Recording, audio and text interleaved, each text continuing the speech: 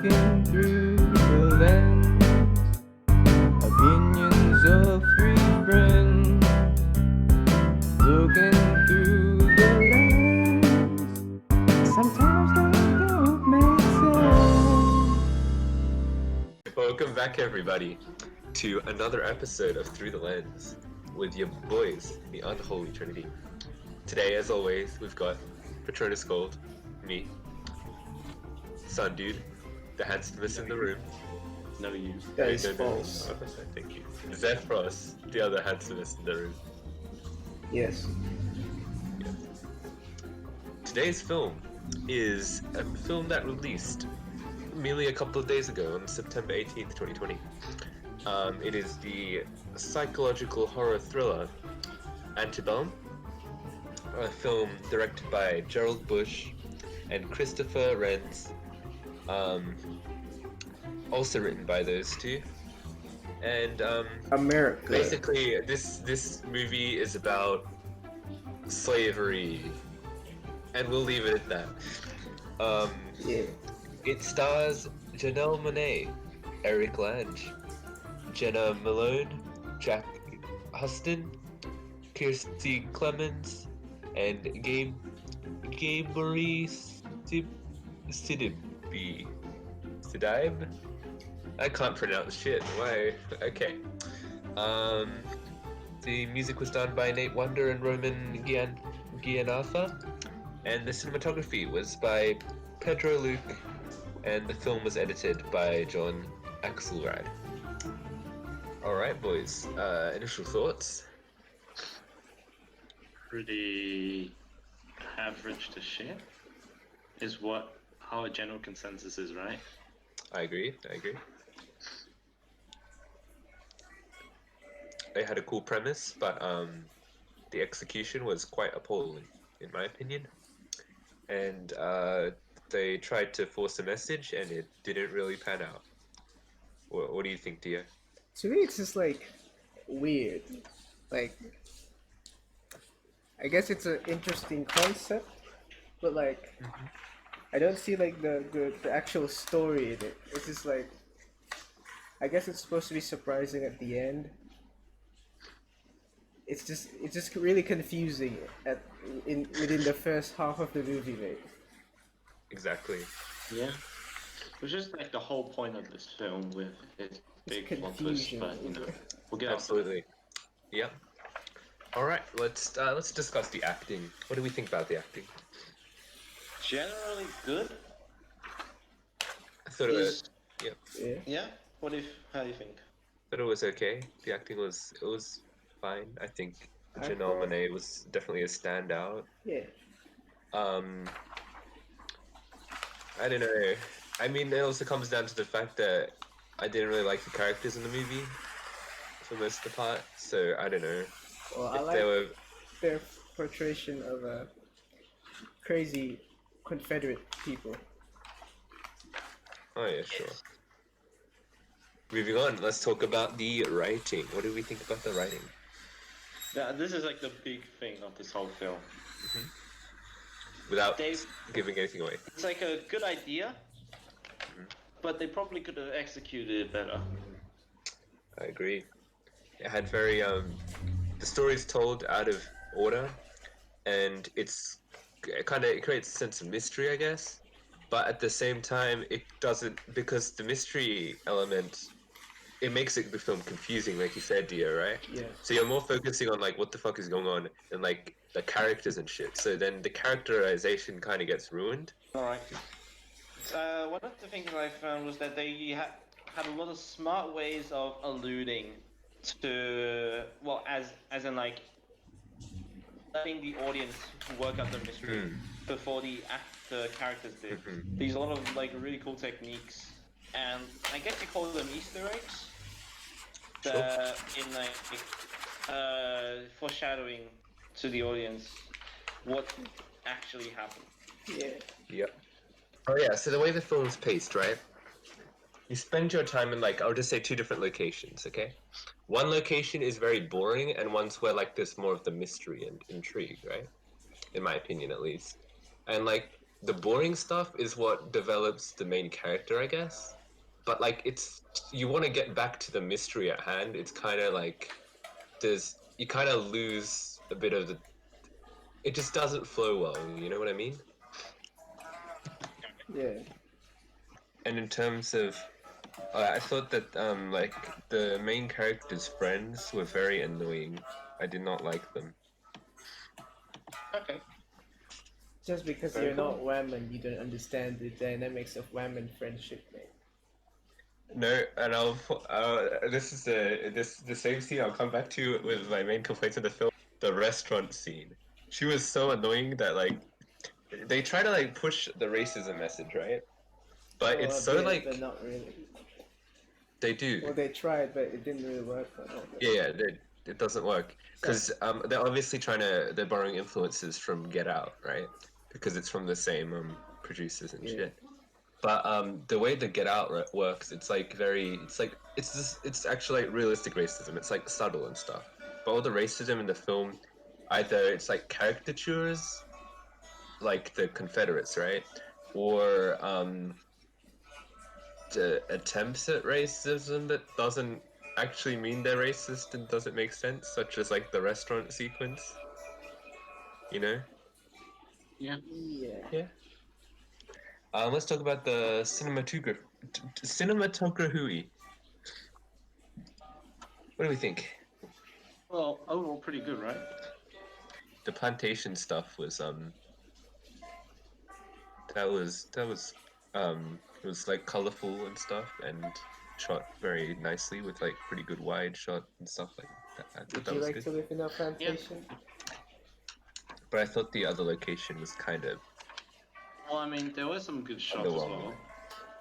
The cinematographer did a good job with some of the modern day scenes. I know you didn't agree with some of most of it, but Yeah. like for example, the car one, I thought that was done well. There They was used cameras outside of the car, inside the car, many different angles. So guys, what do we think about the music? I thought the music was It's alright. it was done well. Yeah? Yeah, particularly the start like motif kind of thing with the ending and the start Absolutely. using the same like basically the same song, but Yeah. I feel like the music really added to the anticipation of the film, despite however bad you might have thought the movie had been. The music definitely was a plus factor in this film. I absolutely agree. And yeah, with the whole they played at the start and the end, so it's like a juxtaposition between characters having low power to them getting higher power at the end of the film. So it went well with like the character arc, you know. Yep. Yes, sir. Anything else? No. Nah. Okay. Moving on. Let's talk about the editing and visuals. You good? I'd Well, say I mean, they added a lot of visual details, which compounds onto what I was talking about before, where they had like, I guess you call them Easter eggs. Did a lot of good stuff with in the visuals and helping to give the audience more perspective on the situation. Yep. I'd say the blood's pretty good. Yeah. I guess the biggest, I guess, visual thing. Well, let's first talk about editing. It's pretty standard, right? Yeah. I'll tell you so. Yeah, there was some like we were talking about before, me and Jack. There was some good stuff with like titles, if that's anything to go for. Oh yeah, the titles shot was the my favorite point in the film, which really says a lot about the film, doesn't it? That just the title was the best part. Yeah, man. Yeah, they did Okay. cool stuff with that. So then back to the visuals. The biggest visual thing I think was the whole plantation set. What do you think we think about that? That's true. Not bad. Well, they had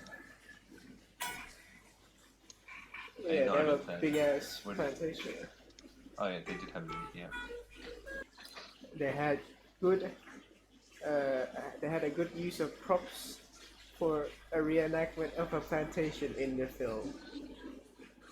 Yes. Agreed. Good props, good costumes, yeah. I guess you could say props to the visual designers. Yeah, we're funny. All right. Anything else to say? All right. Let's talk about. Oh wait, spoiler zone. That's yeah, we're at spoiler zone. What was those? As always, there's a timestamp on the stream if you want to skip ahead, avoid those spoilers. But if you want to stick around, welcome to the spoiler zone. All right, let's just jump right into it. I'll start off with my yeah, sure. point about the visual details.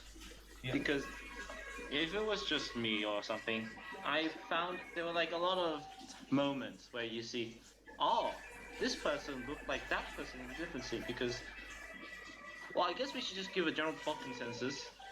Because, you know, two different eras basically. You have uh, the Civil War and you have modern day. Yeah. The big plot twist is that they're both in modern day. The Civil War bit was just part of a Civil War reenactment park. Yep. And so that was the big thing. And from just like people's faces, you could tell. I was initially thinking, like, these people like descendants, or are they? Is this a dream? You know? Some Assassin's Creed shit. Yeah.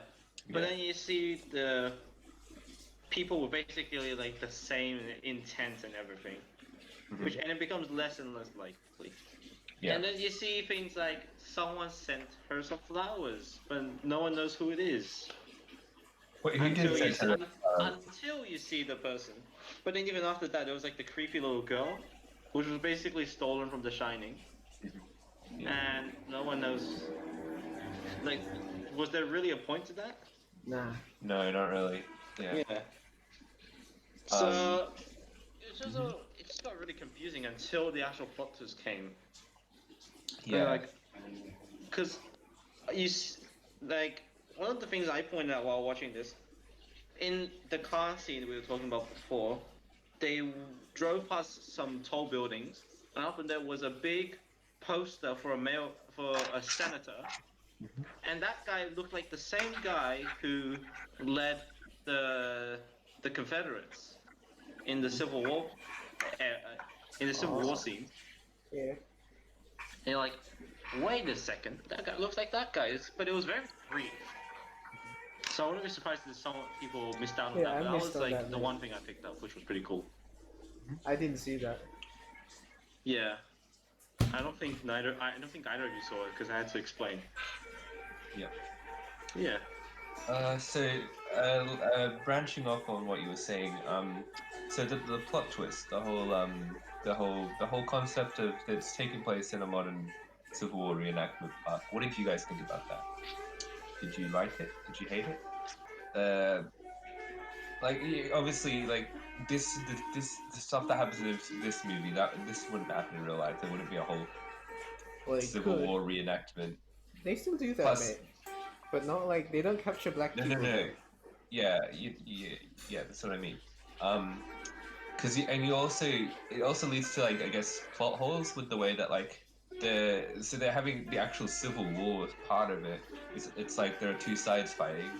Are they really killing each other too? Is there like, or if not, how do they not know about the slaves and stuff like that? Also, at the very end of the film, you see there are like families having picnics around the Civil War battlefield. How do they not know about this? Kind of doesn't make much sense. Well, at the end, we learned that the actual park is owned by like the senator, I think. I believe that's what happened. We learned that she rides past the sign that says, "Oh, this is a Civil War reenactment park," and then it shows like the name of the senator because apparently the senator owns a Civil War reenactment park. And I think anyone who goes there is under the full understanding that yes, we are all very, very, very racist. That's even it. the people they're fighting against. Maybe, I don't know. Maybe. But it's still a big plot point though. Yeah, Plot hole, I plot, should say. plot hole. There was something else I wanted to add to that. Well, the characters, that's what they kind of are in this movie. They're like, they're very they're very cartoony and stuff. They're not, they don't feel like real people at all. And, like I said, that's why Get Out, which is very much heavily, I reckon, the influence on this film, like I said, same producers, um, fuck, what was I going to say? Yeah, they approach race. First of all, that film's like a satire, so it pokes fun and stuff. It jokes around, but it has like the racism message about racism still present day. It's more subtle, but like it hits much harder compared to this film, which jams it like right at you. But like it doesn't recognize the ridiculousness of the premise as well. Like you gotta find like a balance, you know. So like this barely, I'd barely say this is satire because this is like, it's just, No, it's very much serious. yeah, they take it too seriously. Yeah. Well, I suppose racism you have to take it seriously, but in this case, Like I said, Get Out. That's like the perfect way to balance joking with, because that movie, and that movie's an actual horror movie. It's really scary. Like if you've seen that. Oh, we want to talk about the horror aspect or something, right? Yeah. talk about horror. Sure. What do we think about the horror? It's not that scary.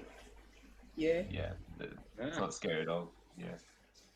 Even as a person who doesn't watch horror movies, no, this was just like a film. It's just a weird psychological thriller that wasn't really thrilling. All right. Final verdicts. Welcome back, people who skipped, and if you've stayed with us, thank you. Yeah, final verdicts. Let's get started. First, as always, with Mr. Zephyros. So, this movie was supposed to be a horror movie. So I came into it expecting a horror movie, but it did not give me a horror movie. Instead, it gave me weird mystery Scooby-Doo. I give it 5 out of 10. Oh, I see. Very direct, straight to the point. For me, give me a sec. I thought the film, I agree with that. It did not deliver on its horror movie premise. The acting in the movie was quite average. It was decent. It kept up the movie, I guess. The writing was garbage. The messages were not presented well, and plot holes, inconsistency, and annoying characters. Just the writing was terrible. Cinematography was pretty good for most of it, yeah. And the music slapped. And in terms of visuals were pretty good, not bad. All in all, I think the writing really drags down this movie from what it could have been because it had such an interesting premise. What a shame. I give this movie a light to decent 4 out of 10 on this one. Okay, alright. So yes, I completely agree with Jack, I completely agree with Dio, and I will give the Sun Dude special minus 1 point, 3.5. Oh, this is the first time you didn't go to the middle way. Mate, because I went for the middle, 4.5, and then I took one away for the Sun Dude special, which is how I feel about this film. Yeah. The combined average score from the Unholy Trinity for Antebellum is a 4.16, or you can round it up to 4.2. Alright. Very nice. Very nice. So that's our score for this movie. Yep. Yeah, so it's kind of ass, but y'all can watch it if you want. So, Yeah. that will be it from us today. Yeah. Thanks for watching. See you in the next episode, or any episode that we make from the Unholy And Trinity. check out our review of The Devil of All Time. That's an a actual- better film, actual and I good reckon movie you there. go watch that. It is, yeah. Good movie. Don't go to twitch.com/Patronus Guild, by the way.